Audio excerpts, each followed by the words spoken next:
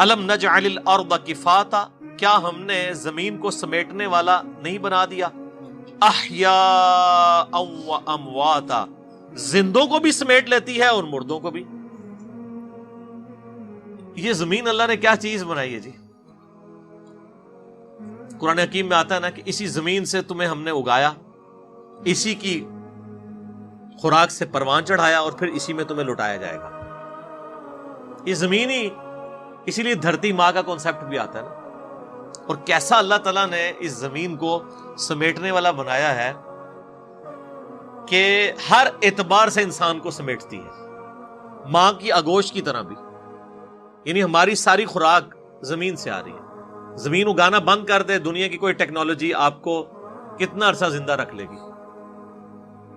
آپ mobile phone کھا تو نہیں سکتے، کھانا تو وہی ہے جو زمین کی خوراک سے۔ جو کچھ بھی آپ اینڈ پروڈکٹ اپنا دیکھ رہے ہیں وہ زمین سے ہی اگا ہوا ہے۔ الٹیمیٹلی ویلیو ایڈیشن کی گئی ہے اس میں، لیکن سٹارٹ وہیں سے ہوا ہے۔ آپ ڈبل روٹی دیکھیں گے تو ظاہر ہے وہ میدے میں سے آئی ہے، میدا آٹے میں سے نکلا ہے، آٹا گندم میں سے، گندم زمین سے۔ کوئی فاسٹ فوڈ دیکھ لیں وہ بھی زمین سے۔ چکن جو آپ کھاتے ہیں یہ بھی زمین سے ہی اگا ہوا ہے، کیونکہ چکن جس خوراک سے پروان چڑھا ہے وہ زمین سے اگی تھی۔ وہ خوراک نہ ہوتی تو چکن نہ بنتا۔ ہم خود زمین سے اگے ہوئے ہیں۔ آج اگر بھینسوں اور گائے کا دودھ ختم کر دیا جائے، یہ پاؤڈر والا دودھ بھی تو اسی میں سے بن رہا ہوتا ہے، تو انسانیت بڑی نہیں ہو سکتی۔ دودھ کے اوپر ہی بچے بڑے ہوتے ہیں نا۔ دودھ زمین سے آ رہا ہے کیونکہ بھینس کا چارہ زمین سے آتا ہے۔ تو اللہ تعالیٰ نے زمین کو کیسا بنایا؟ ہماری خوراک کا ذریعہ۔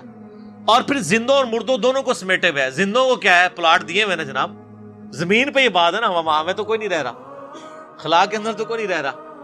اور جب مر جاتے ہیں تب بھی زمین آپ کو سمیٹ لیتی ہے۔ کیسا سمیٹتی ہے؟ اگر زمین نہ سمیٹے تو ہر طرف تعفن ہی پھیلا ہو، اگر یہ مردے باہری اس طرح چھوڑ دیے جائیں، ایک جناب گھر میں چوہا مر جائے نا اور آپ کو مل نہ رہا ہو تو اس گھر میں آپ رات نہیں گزار سکتے۔ اور جن لوگوں کو تجربہ ہے نا، مجھے تھوڑا سا تجربہ ہوا ہے، یہ چوہے کی تو بدبو کوئی بدبو ہی نہیں ہے جو انسانی مردے کی بدبو ہوتی ہے۔ میں ایک وہ قبر کی کھدائی کرنے والے سے ملا تو وہ مجھے بتانے لگا، میں نے اسے کہا یہ لوارث لاشوں کے بارے میں، تو کہنے لگا لوارث لاشیں جو ہیں ہم دفنا دیتے ہیں، بعد میں اگر کوئی وارث آ جائے اور بہت ضد لگائے تو پھر ہم تو منع ہی کرتے ہیں کہ یار چلو اب یہ دفنایا گیا، ادھر جا کے کیا کرنا ہے، اس کو دعائی کرنی ہے، وہ کہیں بھی بیٹھ کے ہو سکتی ہے۔ تو کوشش یہی کرتے ہیں کہ وہ لاش نکلوائی نہ جائے۔ میں نے کہا کیوں؟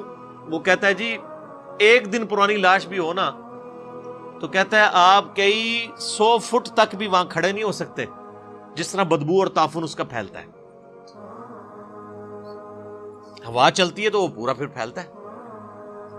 اور کہتا ہے یہ تو تعفن ہے نا، جو کیڑے ہوتے ہیں نا اس کے اوپر، وہ لاش نکالیں آپ کیسے؟ تو کہتے ہیں وہ اتنے سپرے لانے پڑتے ہیں، وہ پھر مارتے ہیں، کیڑے سائڈ پہ ہوتے ہیں، پھر لاش نکالتے ہیں۔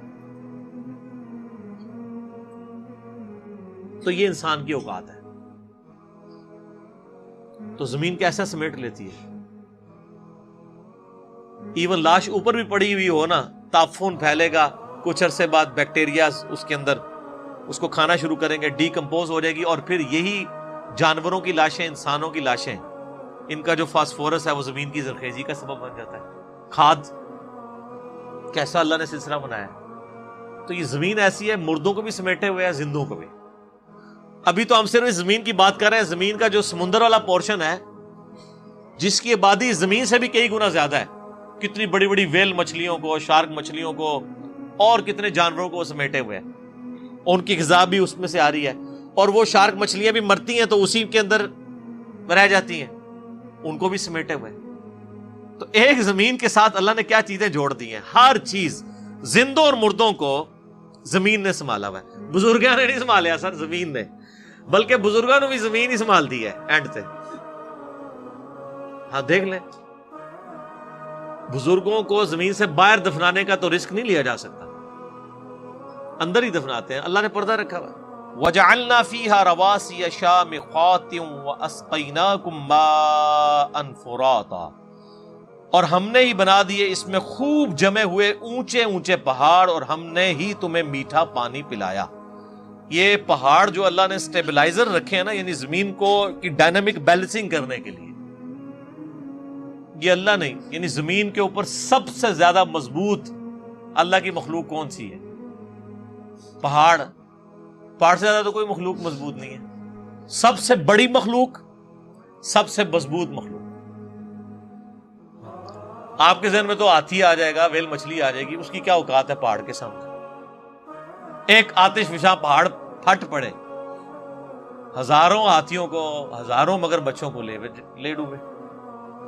سب سے مضبوط چیز پہاڑ اللہ نے بنایا. اور ہم نے پانی بھی پلا دیا. انہی پہاڑوں میں ایسے ریزروائرز اللہ نے رکھ دی ہیں پورا سال. ابھی بھی آپ کشمیر میں ناردرن ایریاز میں چلے جائیں نا، کئی چشمے ہیں جو پورا سال رکتے ہی نہیں ہیں. اتنی سٹوریج ہے پہاڑوں کے اندر کہ وہ جو برف باری ایک باری ہوتی ہے یا بارش پڑی یا برف، اور وہ برف پگھلنے کی وجہ سے وہ جو اس کے اندر ریزروائرز ہیں اس میں سے پانی نکلتا ہے تو پورا سال ہی نکلتا رہتا ہے. اتنا پانی سٹور کیا ہوتا ہے پہاڑوں نے. امیجن کریں پورا سال خشک ہی نہ ہو. کو پیچھے کوئی اس کی یعنی کوئی نل جوڑ دی ہے اللہ تعالیٰ نے سمندر کے ساتھ؟ نہیں. وہی سمندروں کا پانی ویپریٹ ہو کے جو گلیشیئرز کی فارم میں سٹور ہوتا ہے وہ اتنا زیادہ ہوتا ہے کہ پورا سال چشمے چلتے رہتے ہیں اور لوگ استعمال کرتے رہتے ہیں. اور میٹھا پانی اللہ تعالیٰ ہمارا میٹھا پانی. میٹھے پانی کی ہمیں تو یہاں جہلم میں رہتے ہوئے تو قدر نہیں ہوگی نا سر. جہلم سے آپ بس 120-130 کلومیٹر دور چلے جائیں نا پنڈی اسلام آباد میں، اور دیکھ لیں پانی کی کیا صورتحال ہے وہاں پہ. فیصل آباد چلے جائیں تو آپ دیکھ لیں میٹھے پانی اور صاف پانی کو لوگ ترس رہے ہیں.